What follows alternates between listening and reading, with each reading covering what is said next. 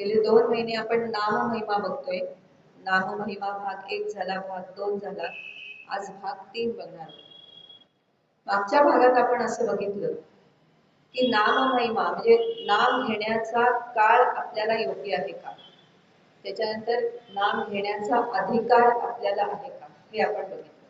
तर काळ योग्य आहे का, तर आहे, कारण कलियुग आहे. कलियुगामध्ये नामस्मरण हाच आपल्याला ही साधना सांगितलेली आहे. त्यानंतर अधिकार आहे का, तर अर्थातच होय हेच उत्तर येतं, कारण अधिकार सर्वांना आहे. सर्व जातीतल्या लोकांना आहे, स्त्री पुरुषांना आहे, सगळ्यांना आहे. कुठल्याही अवस्थेमध्ये कुठेही बसून तुम्ही नामस्मरण करू शकता. आता त्यानंतर आपण नामाचा परिणाम हा विषय सुरू केला होता. तर सगळ्यात पहिला परिणाम कशावर होतो, तर जिभेवर होतो असं आपण सुरुवात केली होती. आपल्या जिभेवरती त्याचा परिणाम होतो, कारण अर्थातच नाम हे आपण वैखरीतून म्हणजे जिभेवरून घेतो, म्हणून त्याचा परिणाम पहिला जिभेवर होतो अशी आपण सुरुवात केली होती. तर त्यावेळेला मी असं सांगितलं होतं की जिव्हा ही एक मांसल आपला अवयव आहे, त्याला हाड नाही. म्हणूनच आपण म्हणतो उचलली जीभ लावली टाळ्याला, किंवा तुझ्या जिभेला काही हाड आहे का नाही असं आपण म्हणतो. आणि जिव्हा ही कशी आहे, ती अतिशय लाडकी आपण, हो की नाही. म्हणजे कुणीतरी असं म्हणून ठेवलंय की जीव जो आहे म्हणजे मनुष्य, मनुष्याच्या 2 बायका आहेत, एक लाडकी आणि एक दोडकी. त्यातली लाडकी पत्नी कुठली आहे, तर म्हणाले जिव्हा, आणि दोडकी पत्नी कुठली आहे, तर म्हणाले पोट. पोट ही आपली दोडकी पत्नी आहे. म्हणजे काय करतो, खरं तर पोटासाठी आपल्याला जेवायचं असतं, पोट भरण्यासाठी, उदरभरण. पण पोट काय म्हणत नाही मला काय आंबाच द्या का, पेरूस द्या का, पुरणपोळी द्या का, जिलबी द्या का, आहे म्हणत, मला काहीतरी खायला द्या एवढंच म्हणतो. पण जिव्हा सगळं मागत असते आणि आपण जिव्हेच्या नादाने तिला हवं ते खात असतो.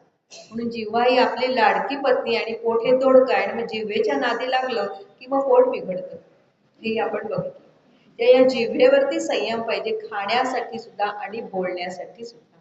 कारण आपली जिव्हा जर गोड वाणी बोलत असेल तर सगळेजण आपल्या जवळ येतात, आणि या जिव्हेने जर कडू शब्द वापरले तर आपले शत्रू अनेक होतात. असा हा जिव्हेचा परिणाम असतो. मग या जिव्हेला जर रामनामाची आपण सवय लावली तर काय परिणाम होतो, तर असं सांगितलेलं आहे की आपली जिव्हा आतापर्यंत जे असत्य भाषण बोललेली होती, विटाळलेली होती, हो की नाही, अपशब्द बोललेली होती, ती जी सगळी घाण आहे जिभेवरची, ती सगळी घाण निघून जाते. म्हणून म्हटले असत्याचे मळ बैसले ये वाचे. असत्याचा मळ बसलेला आहे या वाचेवरती, तो सगळा निघून जातो. कशामुळे, ते न फिरती साचे तीर्थोदके, ते तीर्थोदकाने काही ते मळ निघून जात नाही. मग कशाने जातं, हरिनामामृत प्रक्षाळी जिव्हेते. हरीचं नाम हेच तिचं प्रक्षालन करतं. कुणाचं, जिव्हेचं, असं सांगितलंय. अशी ही जिव्हा रामनामामध्ये जर रंगून गेली तर ते रामनाम आपल्या रोमामध्ये भिनून जातं, आणि आपली जिव्हा मग अमंगळवाणी, पापवाणी, अपशब्दवाणी अजिबात बोलत नाही. तिच्या जिभेवर फक्त गोडच वाणी येते, सगळ्यांशी ती चांगलंच बोलते असं सांगितलेलं आहे. आणि एकदा ही जिव्हा रामनामी रंगली ना की तो मनुष्य परब्रह्म स्वरूप होऊन जातो, अंतर्बाह्य तो परब्रह्म स्वरूप होतो. त्यासाठी छान दृष्टांत देतात की म्हणाले, सर्पाने दंश केला एखाद्या मनुष्याच्या पायाच्या बोटाला सर्पाने दंश केला तर त्याचं म्हणाले जे विष असतं ते संपूर्ण शरीरात भिनतं. तसं या जिव्हेच्या टोकाला जर रामनामाचा स्पर्श झाला ना तर म्हणाले तो मनुष्य अंतर्बाह्य परमानंद भोगतो, आनंद स्वरूप होतो असं सांगितलेले. अशी ही जिव्हा आहे. म्हणजे या नामाचा परिणाम पहिला कुठे होतो, तर आपल्या जिभेवर होतो. म्हणूनच ज्या वेळेला भगवंतांनी भक्त प्रल्हादांसाठी नरसिंहाचा अवतार घेतला, त्यावेळेला नरसिंह भगवंतांनी त्या हिरण्यकश्यपूचा वध कुठे केला, उमऱ्यात जाऊन केलाय. कुठे गेलाय, उमऱ्यात. अर्थात हिरण्यकश्यपूची तशी अटच होती, मला घरात मारायचं नाही आणि घरात बाहेर मारायचं नाही. म्हणून कुठे नेलेला आहे, नरसिंह भगवंतांनी त्याला ओढत उमऱ्यात नेलेला आहे, आणि उमऱ्यात त्याचा नाश केलाय. म्हणजे भगवंतांनी आपल्याला असं सांगितलेलं आहे की हे जे पाप आहे ना, याला उमऱ्यातच ठार मारू नका, आत येऊन देऊ नका. आपल्या घराच्या उंबऱ्यातून आपण वाईट शक्ती आत येऊ नये म्हणून छान लिहितो की नाही, बाहेर रांगोळी काढतो, श्रीराम लिहितो का, की वाईट शक्ती आत येऊ नये हा परिणाम असतो, तुळशीचं वृंदावन ठेवतो. तसं म्हणाले आपल्या या देहाला सुद्धा एक उंबरा आहे. तो उंबरा कुठला आहे तर म्हणाले जिव्हा. ती जिव्हा ही बाहेरही नाही आणि आतही नाही. म्हणजेच ही जिव्हा काय आहे, आपल्या देहाचा उंबरा आहे. मग या जिव्हेवरती जर आपण राम नाम ठेवलं तर म्हणाले तिथे तो हिरण्यकश्यपू तिथेच मारला जातो, म्हणजे अहंकार मारला जातो आणि पापवाणी येत नाही. म्हणून म्हणाले जिव्हेवर नामस्मरण ठेवा असं सांगितलं. म्हणून नामदेव महाराजांनी फार सुंदर म्हटले, एक शब्द सुस्पष्ट बोलावा, एकच शब्द बोला. काय? वाचे हरी हरी हरी म्हणावा, बाकी काही बोलू नका. एवढंच बोला, बाकी काही बोलू नका असं सांगितले. आणि असं सांगितलेलं आहे की जो मनुष्य सतत जिभेवर नाम घेतो ना तो खरा भाग्यवंत, तो खरा भाग्यवंत. आपली भाग्यवंतांची व्याख्या वेगळी असते की ज्याच्याकडे भरपूर धन आहे, घरदार झालेला आहे, मुलं बाळ शिकलीत, फॉरेनला गेलेत आणि काय झालंय तो भाग्यवंत. तसं नाहीये. संत सगळे म्हणतात की ज्याची जीवा राम नामाने रंगून गेली ना तो खरा भाग्यवंत. अशी ही राम नामाची गोडी ज्याला लागली ना तो भाग्यवंत. बघा आपल्याला जर का बरं नसेल, ताप आला तर आपण वैद्यांकडे जातो, डॉक्टरकडे जातो. डॉक्टर काय सांगतात पहिलं? आताचे डॉक्टर काही बघत नाहीत. पूर्वीचे डॉक्टर काय म्हणायचे? पहिली जीभ टाका. काय म्हणायचे? पहिली जीभ बाहेर काढा. आठवतं की नाही आपल्याला लहानपणी? मग म्हणायचे किती घाण झालेली, पांढरी येते, हो की साका बसलाय त्याच्यावरती, तो आधी स्वच्छ करा. तो साका स्वच्छ केला की आपोआप तुमचं जे काही ताप वगैरे आलेलं आहे किंवा पोट बिघडलं असेल ना ते सगळं स्वच्छ होऊन जाईल असं सांगतात. म्हणजे मलिनता जी आलेली आहे ना ती त्या जिभेवरच्या साक्यामुळे आलेली असते. जीभ आपली स्वच्छ पाहिजे. ही दिसायला जीभ स्वच्छ झाली त्यामुळे आपलं आरोग्य चांगलं राहतं, पण अशी ही आपली पापवाणीमुळे जिव्हा जी अशी मलिन झालेली असते ना ती सुद्धा या रामनामाने स्वच्छ होऊन जाते. मी थोडक्यात काय, जिव्हाही स्वच्छ ठेवायला पाहिजे असं सांगितलेलं आहे आणि ती रामनामाने स्वच्छ होते आणि मग आपल्या हातून कुठल्याही प्रकारची पाप होत नाही. मग कुणाला असं वाटतं की नाही पण आमची जिभेला सवय नाही रामनामाची, पण लावायला पाहिजे ना, त्याला काही इलाज नाही. बघा परवा एक मला आजीबाई भेटल्या होत्या. त्या म्हणल्या अहो माझा नातू, म्हणजे मी त्यांच्याकडे जेवायला गेले ते, त्यांचा नातू 5 वर्षाचा झाला तरी त्याला अजून वरण भातच आवाजाचा, पोळी भाजी अजून तो खात नव्हता. त्यांची सून काय म्हणाली, नाही त्याची चव अजून डेव्हलप झाली नाहीये, त्याची चव अजून डेव्हलप झाली नाहीये. का? कारण अजून त्याला ती सवय नाही ते खायची. तसं आहे आपल्या सुद्धा जिभेची चव डेव्हलप करायला पाहिजे. कशासाठी? रामनामासाठी. डेव्हलप शब्द आपल्याला कळला म्हणजे मग सगळं समजतो की नाही. म्हणून म्हटलं आपली जिव्हा ही डेव्हलप करायची रामनामासाठी, त्यासाठी सवय ही लावलीच पाहिजे. आणि म्हणून म्हटले नामा म्हणे नाम गाईन निर्विकल्प येसी आपोआप विवसित. मी जर का सतत रामनाम घेत असेल ना तर तू माझा शोध घेत येशील असं नामदेव महाराजांनी म्हटलेलं आहे. आपल्याला कुठेही जायची जरुरी नाही. शबरी कुठे गेली का? तिच्या झोपडीमध्ये सतत रामनाम घेत बसली, रामाची वाट पाहत बसली. प्रभू रामचंद्र तिची झोपडी शोधत आलेत की नाही, कुठून? अयोध्येतून आलेले आहेत. म्हणजे प्रभू आपल्या घरापर्यंत येतात जर आपण रामनाम घेत असलो तर. आपल्याला कुठेही जायची जरुरी नाही. म्हणून म्हणले तू येशी गिवसित, तूच मला शोधत येशील. अरे माझं रामनाम, माझं नाम कोण सारखं घेत आहे असं तूच म्हणशील आणि तू मला शोधून देशील. अशा तऱ्हेने या जिव्हेवर पहिला परिणाम होतो असं सांगितलंय. मग एकदा जिव्हेला सवय लागली ना सतत रामनाम घ्यायची की आपण बघितलं की परमानंद अंतर्बाह्य भरून राहतो. मग परमानंद जिथे आहे तिथं राग द्वेष लोभ यांना जागा आहे का? अजिबात नाही. म्हणून भगवंतांनी म्हटले की नाही, सुख दुःखे समे कृत्वा लाभा लाभो जया जयू. कुठलंही सुख झालं दुःख झालं तरी सुद्धा आपण सुखाने पुरळून जात नाही आणि दुःखाने होरपळून जात नाही. लाभ होऊ देत म्हणजे यश मिळू देत, अपयश येऊ देत, हानी होऊ देत, काही होऊ देत, आपल्याला कुठल्याही गोष्टीचं सुख किंवा दुःख वाटत नाही. म्हणजे आपली बुद्धी सम राहते, आपली बुद्धी सम राहते. त्यासाठी फार सुंदर दृष्टांत दिलाय. म्हणाले असं पाणी आहे आणि त्या पाण्यावरती जोरदार असा एखाद्या काठीचा सपका मारला ते क्षणभर त्या पाण्यावर आपल्याला रेख दिसते की नाही, रेख दिसते काठी मारली की, पण ती एका क्षणामध्ये निघून जाते, पुन्हा पाणी आहे तसंच राहतं. तसं म्हणाले या सुखदुःखाचे घाव आपल्या मनात बसत नाहीत असं नाही, कुठेतरी जाणवतं ना की हे चांगलं झालं किंवा वाईट झालं असं जाणवतं की नाही, पण ते किती एक क्षणभरच, पुढच्या क्षणी पुन्हा आपण समतोलपणे राहतो, आपलं मन स्थिरता असते आपल्या मनाला. का तर म्हणाले रामनामामुळे. आणि त्यामुळे आपल्याला कुठल्याही प्रकारचं टेन्शन येत नाही, भीती वाटत नाही, मरणाची भीती वाटत नाही, कशाची भीती वाटत नाही, कारण रामनाम माझ्या मुखात आहे, तो राम माझ्या पाठीशी आहेच, अशी आपली श्रद्धा निर्माण होते, असा विश्वास निर्माण होतो. आणि मग हळूहळू हळूहळू सतत रामनामाचं चिंतन या जिभेवर सुरू झालं की ते आत आत आत आत मुरायला लागतं, त्याचा विश्वास दृढ होतो आणि मग आपल्याला समाधान प्राप्त होतं, समत्व प्राप्त होतं. आणि ज्याच्या मनामध्ये असा समभाव आहे तो भगवंतांचा लाडका होतो असं सांगितले. समभाव म्हणजे काय? द्वैत भाव नसतो. हा माझा, तो परका, हा जो भाव आहे ना, ही माझी जवळची मैत्रीण, ही लांबची मैत्रीण, असा जो काही आपल्या मनात भेदभाव असतो ना, हा अजिबात राहत नाही.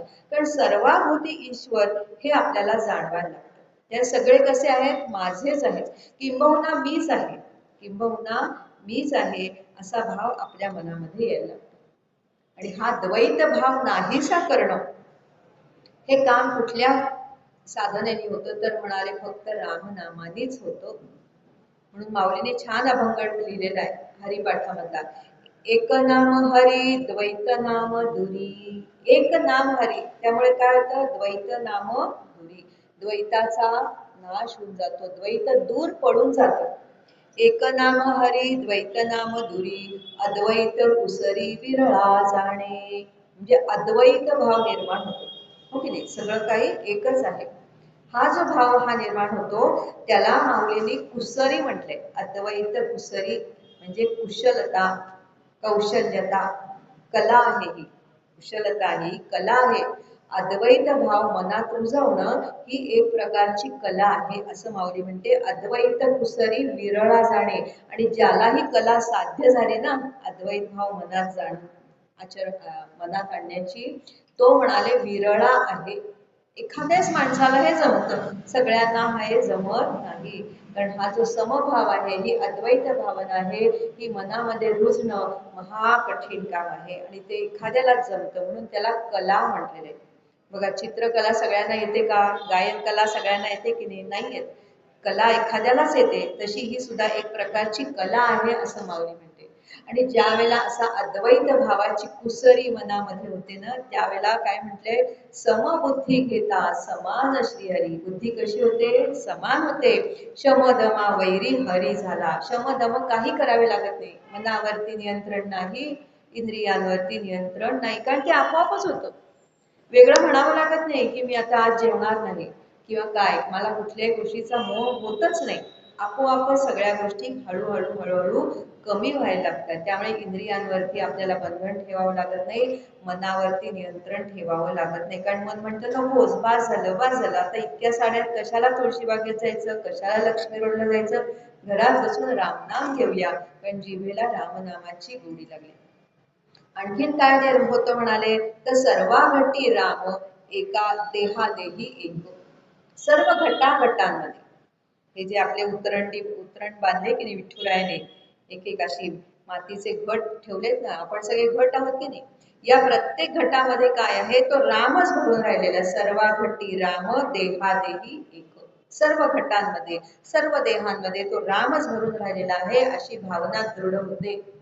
आणि त्यासाठी उदाहरण दिले, सूर्यप्रकाश सहस्र रश्मी, सूर्यप्रकाश देतो, त्याची रश्मी म्हणजे त्याचे किरण किती असतात? सहस्र असतात, हजारो त्याचे किरण असतात, पण प्रकाश देणारा कोण आहे? एकच आहे, सूर्य. त्याच्यापासूनच हे सगळं निर्माण झालं आहे. त्याप्रमाणे आपण सगळेजण त्या रामापासूनच निर्माण झालेलो आहोत, म्हणजे आपल्यामध्ये कुठेही भेद निर्माण होत नाही. आणि अशा तऱ्हेने माऊली म्हटली, एक नाम हरी द्वैत नाम दुरी, असा द्वैत भाव असतो मनातला, तो दूर निघून जातो, त्याचा नाश होतो. आणि मग हे राम नाम आपल्या मनामध्ये दृढ होतो आणि आपण भगवंतांचे लाडके होतो, असा हा जिव्हेवरचा परिणाम झाला. पण प्रत्येक ठिकाणी पण असतो, परमार्थात पहिल्यांदा कोणच असतो, प्रपंचात कुठेही आपण म्हणत नाही पण असं होईल का, नाही, हे करायचं म्हणजे करायचं, मग त्याला आपण कामाला लागतो. पण परमार्थात कोणी सांगितलं नाम घ्या की आपल्या मनात अनेक शंका असतात, तसाच आहे इथे. इथे पण येतो काय की म्हणाले की आपली नामावरती आणि भगवंतांवरती दोन्हीवरती श्रद्धा नसते, विश्वास नसतो, म्हणून आपण नाम घेऊ शकत नाही. म्हणजे कारण काय होतं ते, भगवंतांची श्रद्धा म्हणजे ब्रह्मचैतन्य महाराजांनी असं म्हटलंय की भगवंतांवरची जी श्रद्धा आहे ना, ही खरी जीवनातली श्रीमंती आहे, ही खरी श्रीमंती आहे. आणि या श्रीमंतीमुळे काय प्राप्त होतं तर म्हणाले भगवत रूपी ऐश्वर्य प्राप्त होतं असं म्हटलेलं आहे. ते ऐश्वर्य मिळतं किंवा ज्या वेळेला आपली भगवंतांवरती आणि भगवंतांच्या नामावरती श्रद्धा दृढ होते तेव्हा. ध्रुव बाळ, आपल्याला सगळ्यांना ध्रुव बाळाची कथा माहितीये. 5 वर्षाचं बाळ आहे. आईने सांगितलं बाळा इतक्यात काही तू तपश्चर्येला जाऊ नकोस, तुला भगवंतांना प्रसन्न करून घ्यायचंय ना, काही हरकत नाही, पण तू थोडा मोठा होतो हो, वनात जायला लागतं, एकांतात जायला लागतं, मग तिथे हिंस्र प्राणी असतात, तुला ते खातील, साप असतात, खडे पोचतील, तू एकटा कसा जाणार, तू अजून लहान बाळ आहेस. काय म्हणलाय ध्रुव बाळ, आई, त्याची पहिली आईवर श्रद्धा आणि आईच्या वचनावर श्रद्धा. आई माझा तुझ्यावर विश्वास आहे. काय सांगितलेस तू, तू सांगितलंय की ज्याच्या मुखामध्ये नारायण हे नाम आहे ना, त्याला कुणीही काही करू शकत नाही, आणि माझी नारायण नामावर श्रद्धा आहे.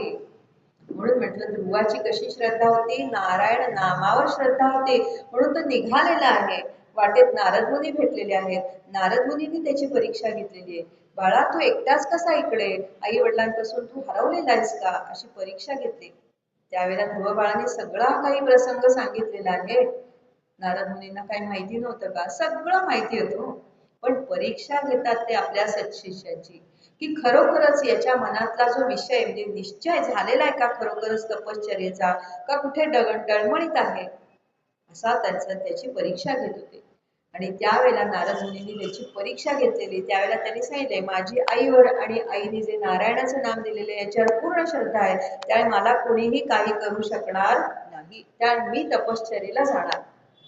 हा त्याचा भाव बघितला आणि नारद मुनींनी मग त्याला सांगितले की बाळा रे, तू ओम नमो भगवते वासुदेवाय हा 12 अक्षरी मंत्र जपत राहा, आणि तू कुठे जा, मधुवनात जा यमुनेच्या काठी, आणि कशा तऱ्हेने तपश्चर्या कर हेही सांगितले.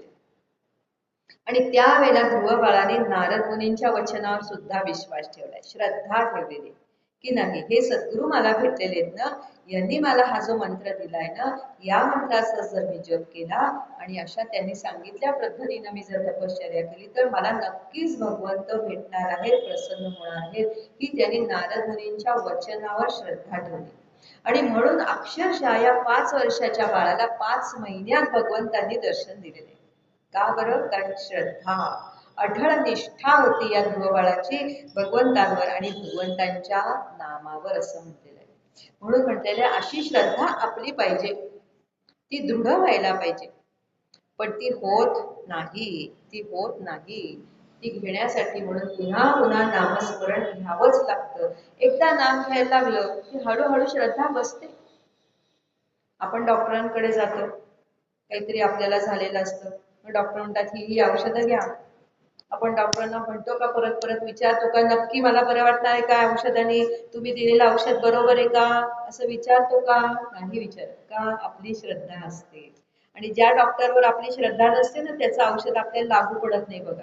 नाही हो, त्या डॉक्टरांची किती औषधं घेतली ना, लागूच पडत नाहीत, कारण आपली तिथे श्रद्धा नसते, आपला विश्वास नसतो.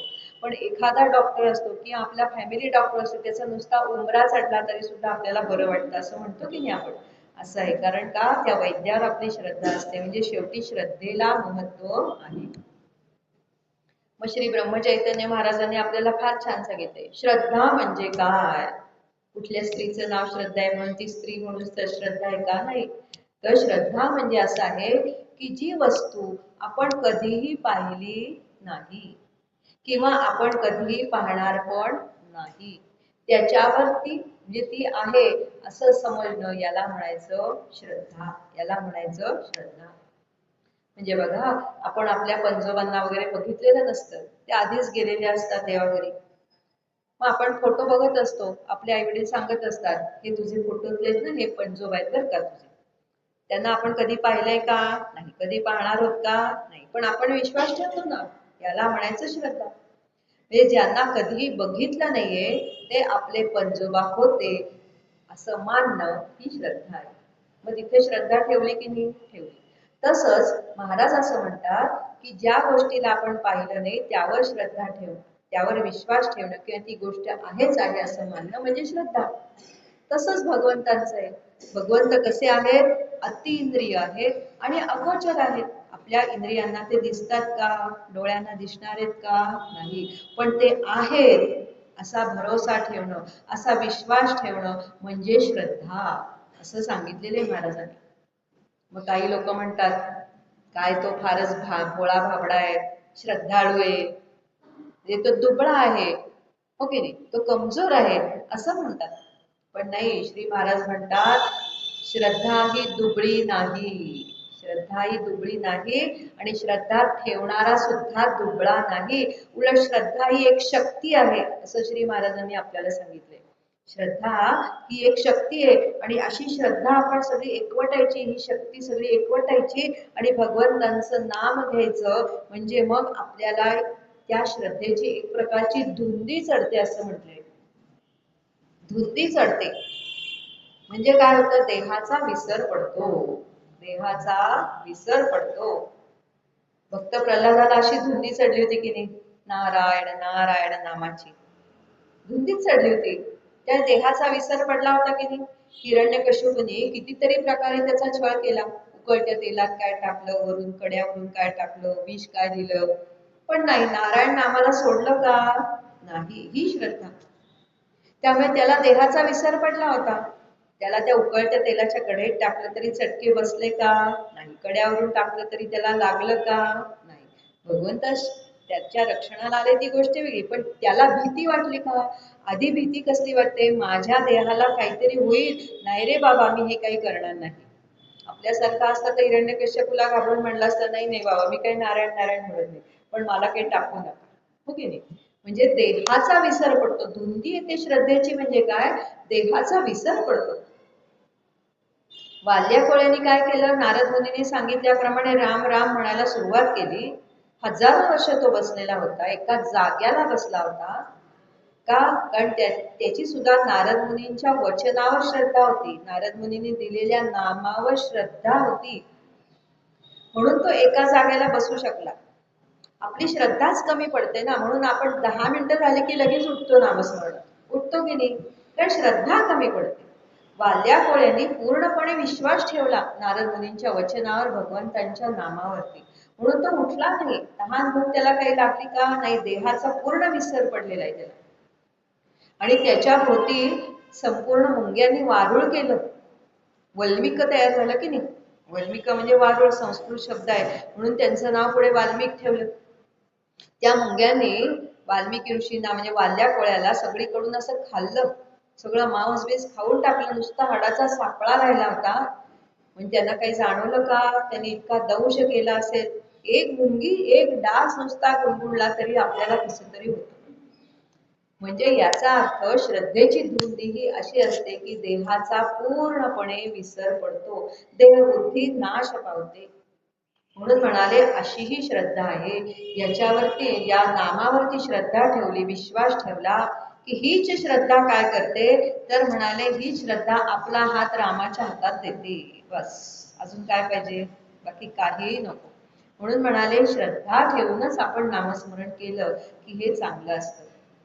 आणि अशा या श्रद्धापूर्वक रीतीने आपण जर नाम घेतलं तर म्हटलेलं आहे की आपल्या हृदय मंदिरातली वीणा वाजायला लागते, हृदय मंदिराचा दरवाजा उघडतो आणि अनाहत ध्वनी सुरू होतो, अनाहत ध्वनी सुरू होतो आणि तो आपला दरवाजा उघडला जातो हृदय मंदिराचा आणि भगवंत आत शिरतात, कुठे? आपल्या हृदयामध्ये जाऊन बसतात आणि मग ते कोंडले जातात आपल्या हृदयामध्ये आणि हृदयातून ते बाहेरच पडत नाहीत, कारण तिथे राम नामाचा अनाहत ध्वनी असतो असं सांगितलं. अशी ही श्रद्धा काम करते. म्हणून सांगितलेलं आहे, जर आपल्यामध्ये अद्वैत भावना हवी असेल, द्वैत भावनेचा नाश करायचा असेल, तर रामनाम घ्यायचंच आहे. जिव्हेला रामनामाची सवय लावायचीच आहे. पण रामनाम कसं घ्यायचंय? श्रद्धेने घ्यायचंय, की या रामनामानेच माझा उद्धार होणार आहे.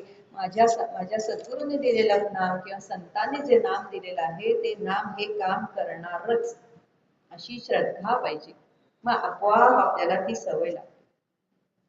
मग आणखीन एक महत्वाचा प्रश्न निर्माण होतो. काय? श्रद्धेचा प्रश्न मी आता आपण सोडवला, की श्रद्धा तर ठेवलीच पाहिजे. दुसरा प्रश्न काय होतो, म्हणजे आपण नाम का घेत नाही, आपल्याकडून नामसाधना नीट का होत नाही? तर पहिला प्रश्न होता की श्रद्धा कमी पडते. दुसरा प्रश्न काय आहे, की मनाची एकाग्रता. मनाची एकाग्रता कमी पडते, मन एकाग्र होत नाही. मग लगेच आम्ही म्हणतो आमच्या मनाची एकाग्रता होत नाही, मग कशाला नाम घ्यायचं? आमच्या मनामध्ये अनेक विषय फिरत असतात. काय करायचे ते नाम घेऊन? व्यर्थ आहे नाम घेणं. ज्या वेळेला माझ्या मनाची एकाग्रता होईल तेव्हाच मी नाम घेईन. हे शक्य आहे का? मनाची एकाग्रता होते. टीव्ही बघताना होते की नाही? आतमध्ये 10 शिट्ट्या झाल्या कुकरचे तरी कळत नाही, कुणी हाका मारलेली कळत नाही, म्हणजे एकाग्रता होत नाही असं आहे का? नाही. पण नामामध्ये होत नाही, म्हणून आम्ही नाम घेणार नाही, ते व्यर्थ आहे असं म्हणणं. त्याच्यावर आपल्या महाराजांनी असं सांगितलेलं आहे, असं म्हणणं म्हणजे नामामध्ये माझी एकाग्रता होईल तेव्हाच मी नाम घेईन, हे म्हणणं कशासारखं आहे म्हणाले, की म्हणाले एक मनुष्य गेला समुद्राच्या काठी, त्याला समुद्रात स्नान करायचं होतं, पण इतक्या लाटा येत होत्या, इतक्या लाटा येत होत्या की तो घाबरला. तो म्हणाला या सगळ्या लाटा यायच्या थांबू देत, मग मी समुद्रात उतरीन. हे कधीतरी शक्य आहे का? कधीही शक्य नाही. त्यामुळे एकाग्रता नाही म्हणून नाम घ्यायचं नाही, हे म्हणणं चुकीचं आहे. आणि त्यावर सुद्धा आपल्याला महाराजांनी असं सांगितलंय बरं का, की एकाग्रता नाही ना मनात, पण मुखाने रामनाम येते. याचा अर्थ काय, की कुठेतरी बुद्धीत परावाणीमध्ये नाभी केंद्रापाशी त्या रामाचं स्मरण झालेलं असतं. त्या रामाचं स्मरण झालेलं असतं. बघा कित्येक वेळेला असं होतं की नाही, एखाद्या व्यक्तीचं नाव नाही म्हणजे नाहीच आठवत आपल्याला, बोलता बोलता नाही हो, अजिबात आठवतच नाहीये, आणि एकदम तोंडातून बाहेर पडतं, अरे अरे हो हो तेच ते देशपांडे, बरोबर, एकदम मला आत्ता आठवलं. मग याचा अर्थ काय होतं, तर महाराजांनी असं सांगितलंय, कोण ती देशपांडे व्यक्ती कोण असेल, त्या व्यक्तीचं बुद्धीत ज्या वेळेला स्मरण होतं ना, त्यावेळेला वाचेतून त्यावर त्याचं नाव बाहेर पडतं. म्हणजे बुद्धीत स्मरण झालं की वाचेतून तो शब्द बाहेर पडतो. मग वाचेतून आपल्या शब्द कुठला बाहेर पडतोय? राम पडतोय. याचा अर्थ परावाणीत किंवा बुद्धीत कुठेतरी त्या रामाचं स्मरण झालेलं असतं, हे आपण लक्षात ठेवायचं आहे. आणि म्हणाले नामाचा स्वभाव आहे ना, आपला कसा स्वभाव आहे, मला 4 वाजता चहा लागतोच म्हणजे लागतोच, मला कुणी काही बोललं की राग येतो म्हणजे येतोच, हो की नाही? तो काही रागावर मी नियंत्रण ठेवू शकत नाही, माझा स्वभाव येतो असं म्हणतो की नाही, रागावर मी नियंत्रण ठेवू शकत नाही, तो माझा स्वभाव आहे, तो स्वभाव मी माझा कधी बदलणार नाही, याची खात्रीच आपण देऊन टाकतो. तसंच म्हणाले नाम सुद्धा म्हणते माझा स्वभाव कधी बदलणार नाही. काय आहे नामाचा स्वभाव, की म्हणाले सकल पातक भस्म करीत असे, सगळ्या पातकांचं भस्म करून टाकतं. मग नाम तुम्ही कुठल्याही पद्धतीनं घ्या, आपण बघितलं अधिकारी या विषयामध्ये, की नाम तुम्ही उलट घ्या, पालट घ्या, कुठेही घ्या, कुठेही बसून घ्या, कुठल्याही अवस्थेत घ्या, तुम्ही एकदा राम म्हटलं की तिकडे तुमचं एक पातक नष्ट झालेलं आहे. हा नामाचा स्वभाव आहे आणि नामाचा स्वभाव कधीही बदलत नाही.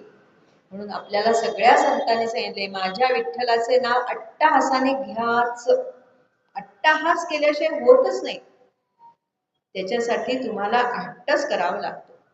आणि किती छान आहे हो हे रामनाम. आपले समर्थ रामदास स्वामी म्हणतात, बहु चांगले, बहु म्हटले म्हणजे अनेक प्रकारे चांगले बरं का, आता सांगत नाहीये मी. बहु चांगले नाम या राघवाचे, अति साजिरे स्वल्प सोपे पुकाचे. पुकाच आहे, सोपं आहे, स्वल्प आहे, किती प्रकारे समर्थाने सांगितले, हो की नाही? करी मूळ निर्मूळ, लगेच त्याचा परिणाम सांगितलाय, करी मूळ निर्मूळ घेता भवाचे, जीवा मानवा हेची कैवल्य साचे. इतकं सोपं सरळ साधं नाम आहे. बाबा रे, घे तू घे तू, असं आपल्याला सगळ्या संतांनी सांगितलेलं आहे. पण कसं घ्यायचं आहे? श्रद्धेनं घ्यायचं आहे. आणि एकाग्रता नाही आली तरी चालणार आहे. हळूहळू हळूहळू एकाग्रता यायला लागते असं सांगितलेलं. आणि मग असं म्हटलेलं आहे की एकाग्रता येत नाही. का येत नाही? कारण आपलं मन, हो की नाही? याला कारण काय आहे? मन. मग हे मनाला बाकी ठिकाणी एकाग्रता येते. आत्ताच म्हटलं टीव्ही बघताना एकाग्रता येते, हो की नाही? अभ्यास करताना मुलांची एकाग्रता नसते. आपण म्हणतो की नाही एकाग्र कर मन, शांत बस शांत बस, पण आपली सुद्धा एकाग्रता होत नाही. पोथी वाचायला बसलं तरी 100 ठिकाणी मन हिंडत असतं. मग ही एकाग्रता का होत नाही? यासाठी मनाची काही लक्षणं आहेत ना, ती आपण बघूया. मन कसं आहे म्हणाले? ते सारखं धावत असतं, सारखं धावत असतं. आणि कशाच्या मागे धावतं हो मन? त्या मनाला असं वाटतं की जी गोष्ट मला सुख देणारी आहे ना, ज्या गोष्टीमुळे मला सुख मिळणार आहे ना, त्या गोष्टी मागे ते धावत असतं. आणि आणखीन एक गोष्ट की जी गोष्ट त्याला दिसते डोळ्याला, त्याच्या मागे ते धावतं. म्हणून या जगामधल्या दृश्य गोष्टी ज्या आहेत ना आणि ज्या सुख देणार आहेत ना, त्याच्या मागे मन धावतं. मग भगवंतांच्या नामामागे का नाही धावत मन? कारण भगवंत दिसत नाहीत, दिसत नाहीत, ते दृश्य नाहीतच. म्हणून मन तिकडे जातच नाही, नामाचा विचारच करत नाहीत असं म्हटलेलं आहे. आणि असं हे मन सारखं विषयांकडे धावतं, कारण त्याला ते विषय सारखे हवे हवेसे वाटतात. विषय हवेसे वाटणं यात काही चूक नाहीये हो.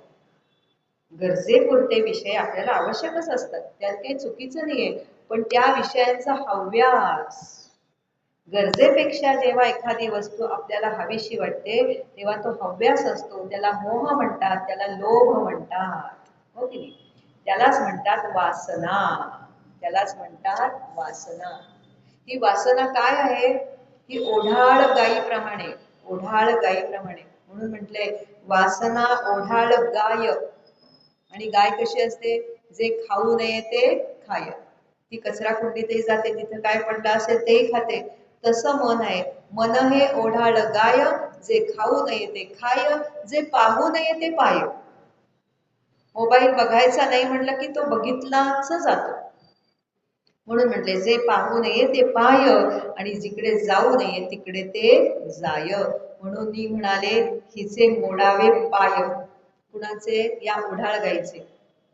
ती गाय बिचारी जाऊ देत, आपलं मन, हो की नाही? आपलं मन ओढाळ गाय आहे. या ओढाळ गायीचे आपल्याला पाय मोडायचे आहेत. जेणे मानव होतो पापमय, त्यासाठी हरिनाम गाय असं म्हटलेलं आहे. तिचे पाय तोडायचे असतील तर म्हणाले हरीचं नाम घ्या. म्हणजे ही ओढाळ गाय आहे ना, ही तुम्हाला इकडे इकडे ओढणार नाही.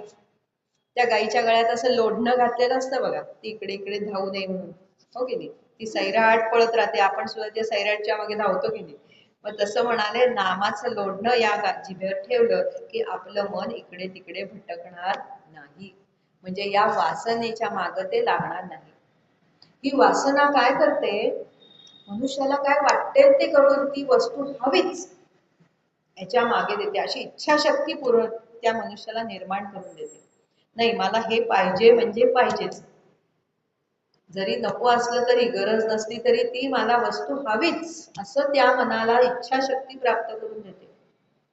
आणि त्यातून ती जी वस्तू आहे जी मला हवी आहे ती जर माझ्या मैत्रिणीला, माझ्या बहिणीला, शेजारणीला मिळाली मग तर काही बघायलाच नको. आता तर ती मला मिळवलीच पाहिजे.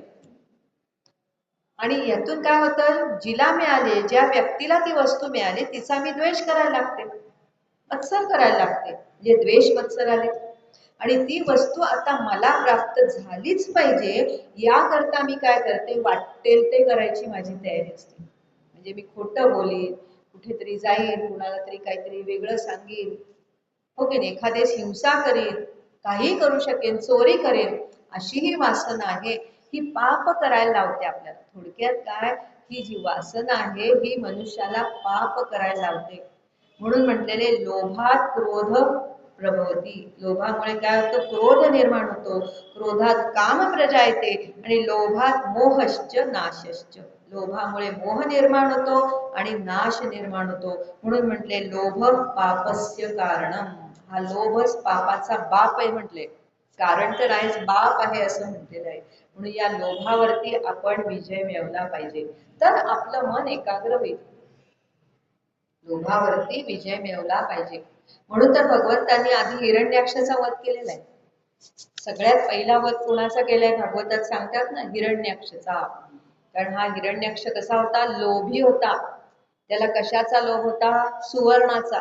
त्याचं नावच हिरण्याक्ष, म्हणजे सुवर्णावर त्याचा डोळा होता. अक्ष म्हणजे डोळा. सुवर्णावर ज्याचा डोळा आहे असा हिरण्याक्ष. मग सुवर्ण म्हणजे कोण, तर पृथ्वी माता. कारण त्याने पृथ्वी मातेला नेलेलं होतं की नाही रसातळाला, म्हणजे पृथ्वीवर त्याचा डोळा होता. त्या पृथ्वीचा लोभ त्याला होता. म्हणून आधी हिरण्याक्षला मारलेलं आहे भगवंतांनी. म्हणजे भगवंतांनी आपल्याला दाखवून दिलेलं आहे की आधी या लोभावरती जय मिळवा, म्हणून लोभाला मारलेला आहे भगवंतांनी. पण आपल्याकडून ते होत नाही. आपल्याला हे विषयच खूप आवडतात. कारण असं वाटतं की या विषयातूनच मला सुख मिळणार आहे असं वाटतं, पण ते सुख कायमचं नसतं. माऊलींनी फार छान उभी केली, विषय विषयाचा परिपाडू. विषय विषयाचा परिपाडू, गोड परमार्थ लागे कडू. गोड परमार्थ असतो तो कडू लागतो. हे विषय जे आहेत ना, हे विषरूपी आहेत. जे विष शब्दावरूनच विषय शब्द आलेला आहे. हे जे विषय आहेत, विषय म्हणजे काय, आपल्या डोळ्याला काहीतरी पाहावंसं वाटतं, नाकाने सुगंध घ्यावासा वाटतो, कानाने काहीतरी ऐकावंसं वाटतं, जिभेने सारखा कुठले तरी रस चाखावासा वाटतो. हे सगळे विषय आहेत. हे विषय विषरूप आहेत.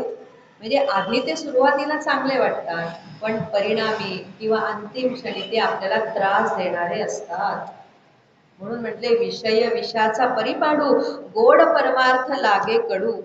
जो परमार्थ गोड वाटायला पाहिजे तो कडू वाटायला लागतो, आणि कडू विषय लागे गोडू. काय करायचं, हा असा आपला स्वभाव आहे. म्हणून या विषयांपासून आधी आपली निवृत्ती करायला पाहिजे, तरच मनाची एकाग्रता होते असं सांगितलं. आणि मग मी मगाशी म्हटलं तसं की या लोभामुळे मनुष्य पाप वृत्ती त्याच्या मनात बोकाळते.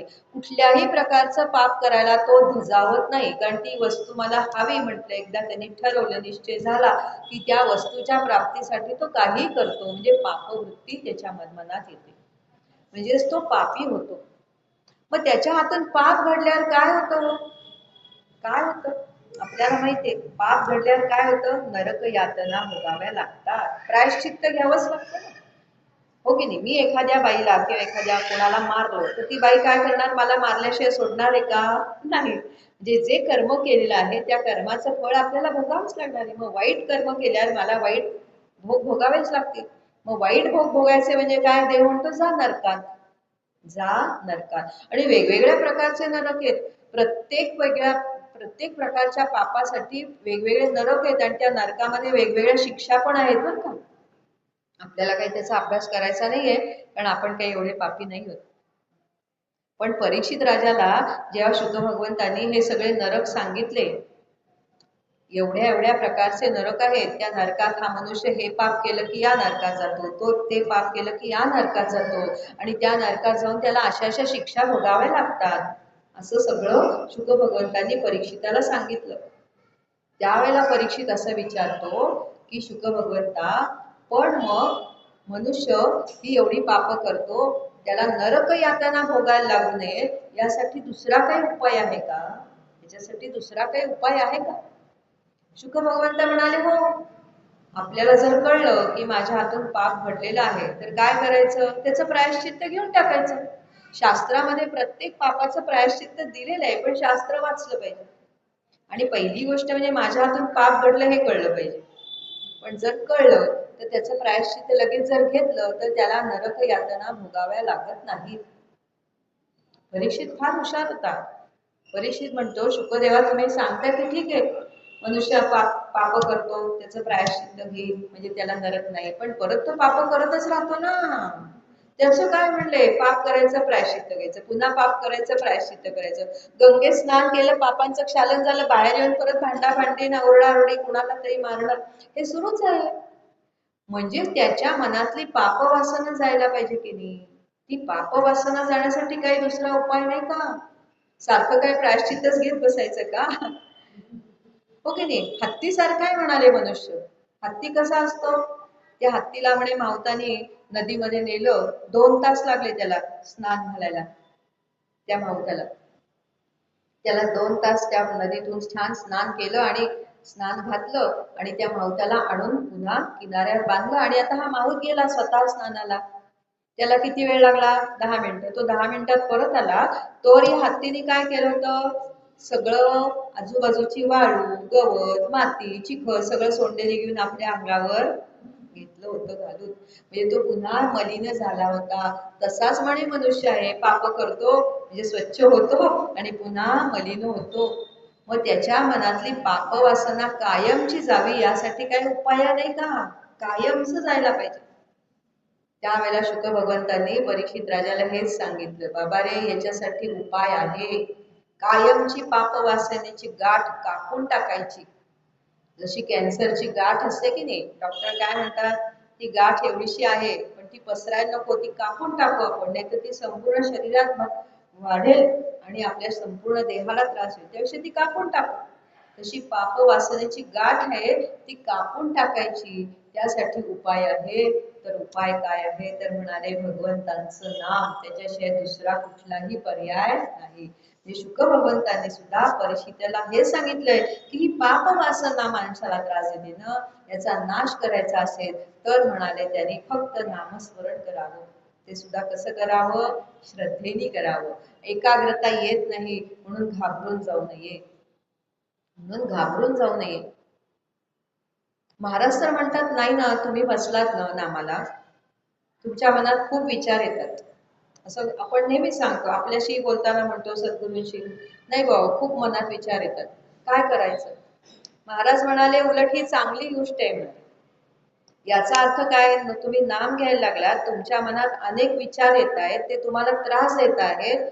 याचा अर्थ असा आहे की षड्रिपू तुमच्या मनातलेत ना, ते तुम्हाला आता सतवायला लागलेत. अरे बापरे, आता या देहाच्या जिभेवरती नामस्मरण सुरू झालं म्हणजे याच्या हृदयात आता भगवंत राहायला येणार आणि या देहातून आमची हकालपट्टी होणार, म्हणून ते तुम्हाला सतवतात. हे रिपू आहेत ना आपल्याला.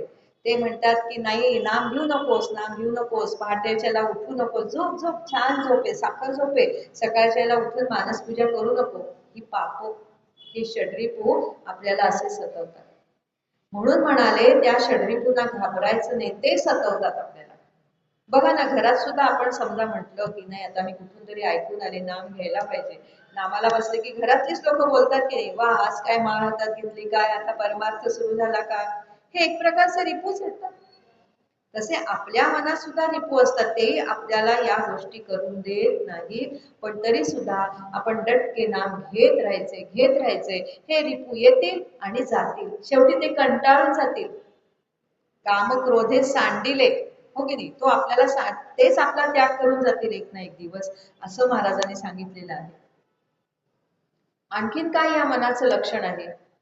तर माऊलीने असं सांगितलेलं आहे, काय या मनाचे एकनिके, जे देखील या गोडीची या ठाया सोके, म्हणून अनुभव सुखची कवतिके, दावीत जायचे श्रीराम. माऊली म्हणाली, या मनाची एक गोष्ट फार चांगली आहे. काय आहे? तर म्हणाले, हे मन आहे ना, या मनाला जे दिसेल ते त्याला आवडतं, जे दिसेल ते त्याला आवडतं. मग म्हणाले, या मनाच्या या गुणाचा आपण उपयोग करून घ्यायचा. त्याला एकदा या गोष्टीचा अनुभव द्या, कुठल्या? भगवंतांच्या चरणाचा, भगवंतांच्या नामाचा एकदा त्याला अनुभव द्या, मग त्याला हेच आवडेल. म्हणजे शेवटी त्या मनाला वळण लावणं हे कुणाचं काम आहे? आपलंच काम आहे, असं सांगितलेलं आहे. म्हणून म्हणाले, पुन्हा पुन्हा त्या मनाला वळण लावायचं. मग म्हणाले, मन कसं आहे? म्हणाले, ते व्रात्य पोरं असतात की नाही, सगळ्यांना इथे अनुभव आहे. लहान मुलं असतात आपली, अभ्यासाला बसत नाहीत, आई बसवते मारून मुटकून, बस आता उद्या परीक्षा आहे, आज आता आपल्याला 4 तास तरी अभ्यास केला पाहिजे, हा विषय पूर्ण झाला पाहिजे, म्हणून आई आणून बसवते त्या मुलाला. 10 मिनिटं झाली की ते मूल करतं 10 मिनिटं अभ्यास, की त्याला म्हणते, आई मला तहान लागली ग. गेलं, तहान लागली म्हणून गेला, पाणी प्यायला गेला, ते पाण्यातच खेळत बसतो, येतच नाही लवकर. पुन्हा आई त्याला धरते, आणून बसवते, बाळा बस, अभ्यासाला बस, उद्या परीक्षा. परत एक 10-15 मिनिटं झालं की म्हणतो मला भूक लागली, की ते मूल पुन्हा उठतं, आई पुन्हा उठते, त्याला काहीतरी खायला देते. त्याच्यात 10 मिनिटं कुठली, अर्धा तास जातो. पुन्हा ती आई त्याला धरते आणि अभ्यासाला बसवते. मग काय, कुठल्या तरी मित्र हाका मारतो, आई मला त्यांनी हाका मारली ग, जाऊ का ग 10 मिनिटं खेळायला. पुन्हा त्या मुलाला 10 मिनिटं खेळू देते. पुन्हा आई त्याला आणून अभ्यासाला बसवते. कारण का, त्या आईला त्या लेकराची काळजी असते की माझ्या लेकराला उद्या चांगले मार्क मिळाले पाहिजेत, म्हणून ती पुन्हा पुन्हा त्याला आणून बसवते की नाही, कुठे, अभ्यासाला. तसं म्हणाले, या मनाला पुन्हा पुन्हा आपणच आणून ओढून आणायचं असतं. फिरतं ते, त्याचा स्वभाव आहे, त्याला काही इलाज नाहीये. त्याला जर सवय लावायची असेल तर नामस्मरण करायला बसलो, ध्यानधारणा करायला बसलो की ते मन कुठल्या विचाराकडे गेलं तिथून परत इकडे आणायचं. जो काही विचार आला असेल ना, त्या विचारावर आपण जास्ती विचार करायचा नाही, त्या विचाराला तिथेच थांबून टाकायचं, असं सांगितलेलं आहे माऊलीने. म्हणजे ते व्रात्य मुलासारखं आहे, खोडकर मुलासारखं आपलं मन आहे. मग कुणीतरी म्हणलंय की ते वानरासारखं आहे, चंचल आहे. एकदा या झाडावर बस, एकदा त्या झाडावर बस, या झाडावरचं फळ काढ, ते अर्ध खाल्लं ते फेकलं, दुसरं घेतलं ते खाल्लं, असं म्हणाले मन आहे, चंचल आहे. म्हणजे ते वानरासारखं आहे, ते वानरासारखं आहे. पण आपले पूज्य वामनराव पै यांनी असं लिहिलेलं आहे की हे मन जरी सामान्य वानराप्रमाणे असलं, सामान्य वानराप्रमाणे असेल, चंचल असेल ना, तरी सुद्धा म्हणाले आपले कपिवर हनुमंत हे कसे निश्चयी आहेत, निश्चयाचा महामेरू आहेत, तेही वानरच आहेत ना. म्हणजे म्हणाले या मनाने एकदा निश्चय केला ना की म्हणाले ते आपल्या हनुमंतांप्रमाणे होईल आणि ते नाम घेणार नाही असं होईल का, असं होणारच नाही. म्हणजे मनाचा चंचल स्वभाव आहे हे कारण तुम्ही सांगू नका. अर्जुनाला म्हणाले की नाही भगवंत, म्हणजे अर्जुन आधी म्हणतोय चंचलन ही मन कृष्ण, देवा काय करू, मन माझं चंचल आहे. त्यावेळेला भगवंतांनी काय सांगितलं, अभ्यासेन तू कौंतेय, याचा अभ्यास करायलाच हवा. असा नामस्मरणाचा सुद्धा अभ्यासच करायला पाहिजे, त्याशिवाय हे होणार नाही. एखाद दिवशी पोळ्या करायला घेतल्या, म्हणजे अगदी सुरुवातीला लहानपणी आपण पोळ्या करायला घेतो, आई म्हणते आज पोळ्या कर बाई, तुला सासरी गेल्यावर पोळ्या करायला लागतील. आताच्या आया काही म्हणत नाही, ती गोष्ट वेगळी. मग आपल्या पोळ्या कशा तरी होतात, नकाशे होतात, मग ती भाजली जाते का नाही, कच्ची राहते. आई म्हणते नाही उद्या परत कर, हो की नाही, आठवड्यातून एकदा पोळ्या कर जेव्हा वेळ मिळेल. का, त्याचा सुद्धा अभ्यास आहे, सराव आहे. तसा नामाचा सुद्धा अभ्यास करायला लागतो असं सांगितलेलं आहे. कारण म्हणाले हे मनच आपल्याला मोक्षाकडे नेणार आहे, म्हणून या मनाला आपण काबूत ठेवायचं आहे. म्हणून म्हटले मन एव मनुष्याणाम कारणम बंध मोक्षयोगो, हे मनच आपल्याला बंधनाकडे नेतं, म्हणजे संसारात अडकवतं, किंवा म्हणाले मोक्ष मिळवून देतं, म्हणजे मुक्ती मिळवून देतं. म्हणून या मनाला समजवण्यासाठी समर्थांनी किती मनाचे श्लोक लिहिले, 205 श्लोक लिहिलेले आहेत. त्या मनाला पुन्हा पुन्हा म्हटलेले, अरे सज्जना सज्जना, सज्जन म्हटले, तू छान आहेस ना बाळा. आपण लहान मुलांना सुद्धा असंच म्हणते ना, आई तू छान आहेस ना, आता झालं ना पाणी पिऊन बस.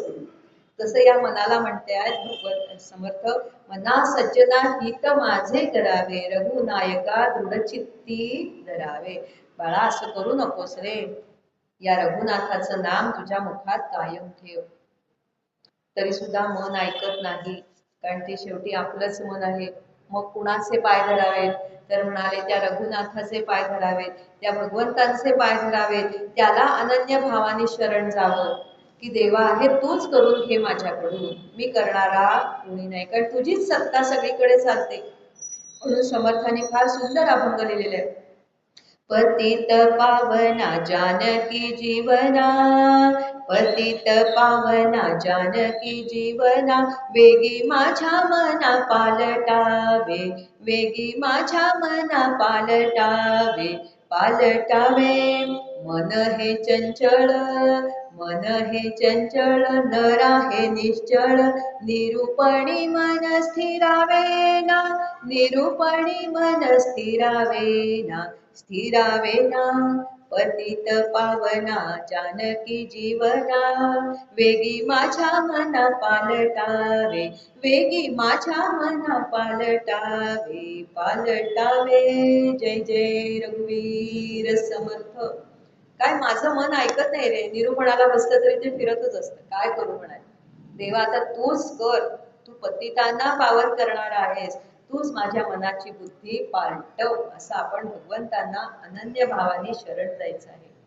म्हणून समर्थांनी आणखीन एक श्लोक लिहिलाय, मनी वासना भक्ती तुझी करावी. तुझी भक्ती करावीशी वाटते रे देवा, त्यावेळेला पण मला काही शक्य नाही. कृपाळूपणे राघवे पुरवावी, तूच माझ्या कृपा कर आणि माझी इच्छा पूर्ण कर. आपण भगवंतांकडे अनेक इच्छा दर्शवत असतो नाही का, मला हे पाहिजे ते पाहिजे. समर्थ काय म्हणतायत, समर्थ म्हणतायत मनी वासना भक्ती तुझी करावी, कृपाळूपणे राघवे पुरवावी, वसावे मज अंतरी नाम घेता. मी जेव्हा नाम घेईन ना त्यावेळेला तू माझ्या हृदयात येऊन बस. माझ्याच्यानं काही शक्य होणार नाही, तुझी मूर्ती माझ्या हृदयात ठाण मांडून ठेवणं हे मला शक्य नाही, तूच येऊन बस, असं आपण भगवंतांना प्रार्थना करायचे. रघुनायका मागणे हेची आता, हेच करा, बाकी काही करू नका असं सांगितलंय. आणि म्हणून म्हणाले सतत काय बघायचं आहे, तर भगवंतांचं रूप बघायचं आहे. आपण ज्याला सारखं बघतो त्याचं रूप सारखं मनात ठसतं की नाही. टीव्हीवर काय बघत असतो ते सारखे डोक्यात येतात, हो की नाही. रात्रभर विचार तेच असतात, कोण कुठली, ही अभिनेत्री ती अभिनेत्री, ती सासू का ही सून, मला आता काही माहिती नाही, पण असं तेच डोक्यात राहतं की नाही. तसं रूप कुणाचं ठेवायचं आहे म्हणाले, भगवंतांचं रूप डोळ्यासमोर ठेवायचंय, भगवंतांचं नाम मुखात ठेवायचंय. म्हणजे त्या मनाला सतत नामाचा आणि रूपाचा सहवास घडवायचा आहे. आपल्या सहवासात जी व्यक्ती असते त्याच्याबद्दल आपल्याला प्रेम निर्माण होतं की नाही. मग किती परकी असते ती आपल्याजवळ येऊन 2 महिने राहिली तरी आपल्याला सहवासाचं प्रेम लाभतं की नाही. तसंच आहे म्हणाले, या रूपाबद्दल आणि नामाबद्दल आपल्याला प्रेम निर्माण करायचं असेल तर सतत त्या मनाला नामाचा आणि रूपाचा म्हणाले सहवास द्या. अशा तऱ्हेने या नामाचा अभ्यास चिकाटीनं केला पाहिजे, दृढतेने केला पाहिजे. आणि मग असं हे मन म्हणाले राम नामात रंगून जातं. आणि आतापर्यंत हे मन आहे ना, हे कधीही जे त्या नामाला टाळत होतं, मगाशी म्हटलं की नाही, त्या मनाला सारखे विषय हवे असतात, भगवंतांचं नाम नको असतं. पण जे मन आतापर्यंत भगवंतांच्या नामाला टाळत होतं ना, तेच मन आता भगवंतांच्या नामाशिवाय जगूच शकत नाही. अशी अवस्था एक दिवस होते. म्हणून म्हटले नाम घेता मन निवे. निवे म्हणजे दूध निवलं का आपण म्हणतो की नाही, म्हणजे काय, थंड झालं का. तसं आपलं मन अशांत असतं, तापलेलं असतं, सारखं काहीतरी हवं असतं, इकडे इकडे भटकत असतं. ते शांत होतं. निवतं म्हणजे काय, शांत होतं. म्हणून म्हटले नाम घेता मन निवे, जिव्हे अमृताची स्रवे. अमृत स्रवतं ना, भगवंतांचं नाम म्हणजे काय, अमृतच आहे. बाकी काही जिव्हेवरती दुसरे कुठल्याही गोष्टींची चर्चा होऊ शकत नाही. जिव्हे अमृताची श्रवे, मन रंगले रंगले तुझे चरणी विसावले. असं हे मन रंगून जातं आणि रामनामामध्ये स्थिर होतं. आणि एकदा हे रामनामामध्ये स्थिर झालं ना की मन हे मन राहत नाही. मन हे मन राहत नाही म्हणजे ते उन्मनी अवस्थेत जाऊन पोचतं असं म्हटलेलं. मन हे मन राहत नाही, ते उन्मनी अवस्थेत जाऊन पोचतं. असं एका ग्रीक भाषेमध्ये एक कथा सांगतात की म्हणाले, एक तो फिनिक्स नावाचा पक्षी आहे. तो पक्षी आहे, त्या पक्षाने आगीत उडी मारली, तो भस्मसात झाला. पण पुढच्याच क्षणी एक दिव्य देह घेऊन तो बाहेर पडला.